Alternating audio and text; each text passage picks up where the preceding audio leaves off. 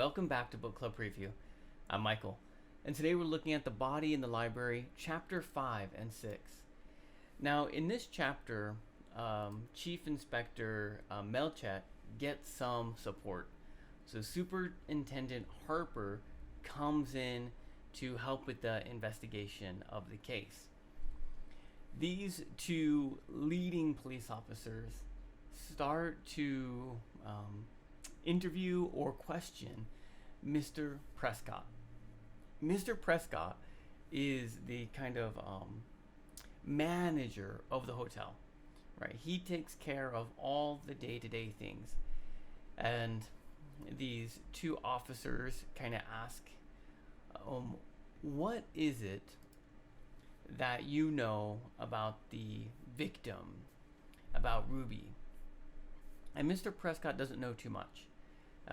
She works, she does this kind of dancing stuff. Her cousin brought her in. She was friendly, but not too bad in a way. Like, she didn't have boyfriends or anything. Like, she seemed like a nice girl. So the superintendent and the chief inspector try to push him and ask him some questions, but there's not a lot of information there. So they go to the next person, who is Adelaide Jefferson. Actually, they're hoping to speak with Mr. Jefferson, but he's sleeping. Adelaide comes in and says, I can answer some questions for you. Now, as they're talking with Adelaide, there's a little hint of something she's not sharing. We don't know what that is, maybe until the end of chapter 6. But there's something in there that the inspector and the superintendent can't quite tell. But Adelaide seems very friendly. She answers the questions very easily. She says that she liked Ruby, that the family liked Ruby, that her father really liked Ruby, and nothing too special, and it was really terrible that she disappeared and got hurt. Okay, not too much to go on there.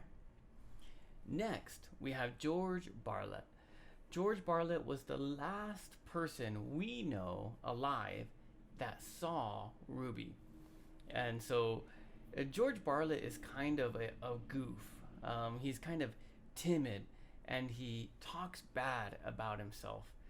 If you ever read the book, The Graveyard Book, towards the end, there's a character, I think his name is Mr. White. And he has a really similar way of talking like George Bartlett, which is, that's quite terrible. You don't think that is something will go wrong. Like, I'm not doing a good job. I apologize. I should actually probably read some of his lines. But it sounds so timid and weak, the way he talks. And the inspector and the superintendent aren't very impressed. But it just comes, there's not a lot of information. George Bartlett danced with her. He didn't do very good. He went away. He walked around because he was depressed. And then he went back in and she was gone. Chapter 6, the night porter. The night porter is the night person that opens the door. He says, oh yeah, Mr. Bartlett walked around. He came back later at this time. The barman said, oh yeah, I saw Ruby. She was dancing. I saw Mr. Bartlett. He had a drink once, but I can't remember when. And all the stories seem to connect. Not a lot going on. Now here, though, we have a little something. Peter Carmody. I'm not sure. I'm not sure if it's Peter Carmody Jefferson, because I think Adelaide is his mom, and his dad passed away. Because Peter calls Uncle Mark Gaskell, who we see at the end of this part, his uncle. So I'm guessing he's the son of Adelaide, but I don't know why his last name is different. So in any case, they meet this young boy. He's really curious. He's asking all sorts of questions. Chief Inspector wants to tell this kid to go away, but the superintendent is very calm, patient, understanding, and he helps people open up easily. If you remember Inspector Slack made people reticent Okay, they close up. They don't want to share. Superintendent Harper is the opposite. He kind of makes people feel more at peace and comfortable. And so this kid starts to share. And they learn that Adelaide Jefferson and Mark Gaskell really hated Ruby, and they were glad she's dead. And they maybe not saying that in so many words, but they're glad for it. And this is different because Adelaide seemed like she really liked Ruby, and they didn't hear anything other than that. But now from the boy, they can actually catch some of the truth. Okay, let's file this away. So now they go and they see Conway Jefferson. Conway Jefferson is the grandpa. He has all the money pretty much, and he was the one that called in to see if Ruby was okay. And we learn a lot of important information. Okay, one, that when Adelaide married Jefferson's son, he took half his fortune, okay, half of it, and he just gave it straight to his son. He didn't wait till he died. He just took half his fortune, gave it to his son. Adelaide Jefferson is rich. She has a lot of money left from that marriage. Okay? Mark Gaskell, he married the daughter. When the daughter got married, Conway Jefferson gave the daughter a lot of money. Maybe not as much as the son, but still a lot of money. Maybe more than half of what he had before. So Mark, he got all that money. He's rich. He's doing well too. But when his children died, Mr. Jefferson felt so bad that he poured his energy and effort into business. And the little money he had left, he actually grew to about the same amount he had before, or even more. Okay, wow, now he's really wealthy. Okay, but that money he thinks of as his, and he wants to do what he wants with it. And this is where the interesting information comes in. He wanted to adopt Ruby as his daughter, and Ruby was going to get a huge part of this money. Okay, wow. Now we have, maybe he wasn't just a creepy grandpa. He actually wanted to adopt this young woman and just to help her fly in life. It is very unusual, but it's very interesting. And Mr. Jefferson is a little emotional about this because he was really serious. The paperwork was in process. So this was almost like losing a daughter for him. But when he talks about giving Ruby this money, he doesn't feel like he's cheating his other children. Because actually Adelaide and Mark aren't his real children. They're married into the family. And so to him, Ruby is kind of just as close as these other two. Except he didn't choose Adelaide. He didn't choose Mark. Right? They were just in his family. His children chose them. But he wants to choose Ruby, and he wants to give her the money that he has left. And now some pieces are falling into the puzzle. Oh, I didn't talk about Mark Gaskell.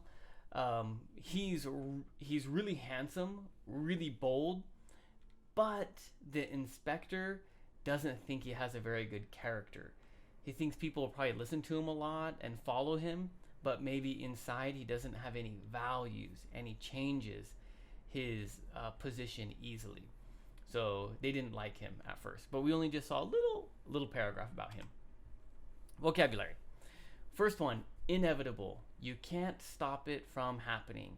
It will happen. The sun will rise in the morning. It is inevitable. You cannot stop it. Usurpation. Usurp is take over control. We think of it usually like a government or a country. When there's a king and the army takes over the king, they are usurped. Or maybe another cousin takes over the kingdom. Usurp. Discreet. Secret. Quiet. Cut the cackles and come to the horses. This is stop the nonsense, stop the chatter, and get to business. Okay, I don't really know where that comes from, but that's what it means. Aggrieved, the person that was hurt, the person that had damage, the person that is sad. So in this case, we can think of maybe Ruby's cousin Josie. She could potentially be the aggrieved, or someone that wronged you or hurt you. Then you are the aggrieved person. Recital is a performance, a concert. Prattling is like talking or just not really doing the work, but just hanging out, not doing anything productive. Prattling. A la carte. I had to look this one up because I hear it all the time, but I didn't actually know what it meant. So nowadays we don't understand this because everything now is a la carte. It's a menu list that you get to pick what you want to eat. That is a la carte. But before, maybe 100 years ago, 150 years ago, you just went to the hotel and they gave you the food that they cooked. You didn't get to choose what it was just what they had. But now you can order a la carte, off the menu. A few more words here. Non-committal means I'm not committing. Temperamental. Oh, did we have these? Temperamental means you change your emotion easily or quickly, or it can be increased very quickly. Like think of a child. They're really happy at one moment, and then they don't get that candy. They're really sad the next, or they're really angry. Okay, this is temperamental. They can shift their attitude. Agitated is upset, angry, bothered. Dither is dawdle. It's a little bit like prattle. Okay, not doing, but it's more like prattle has a feeling of talking. Dither has a feeling of doing or walking. Maybe you're not walking very fast, or you're going slow, and your parents say, "Hurry up, quit dithering," something like that. Colloquial means everyday, normal. So I can't remember the expression, but a date. That's what it is. In this time in the story, people didn't go on dates, but these days in the story, the young people were going on dates. So that was a new word. It's an everyday word. Now we use it all the time. But back then, it was kind of a unique, new, everyday expression that was coming on. Ludicrous, so silly, so unbelievable, you have to laugh. Accosted means stopped or held up or bothered. Benign is kind, lovingly. And then the last one, hypocritical, means not honest, having two faces or not showing your true self. That leaves us with our discussion question is, do you think Jefferson, okay, this is Mr. Jefferson, Conway Jefferson, the grandpa, do you think he should have adopted Ruby? Okay, if you were a grandpa, you had all this extra money, would you want to adopt some young woman that you think that had potential? Or would you just give that money to your kids, for example? Okay, do you think it was a good decision or a wise decision for Jefferson to want to adopt Ruby? And of course, please make your own discussion question. That is all the time that we have for today. Thank you so much for joining me for this episode of Book Club Preview. I'll see you soon. Bye-bye.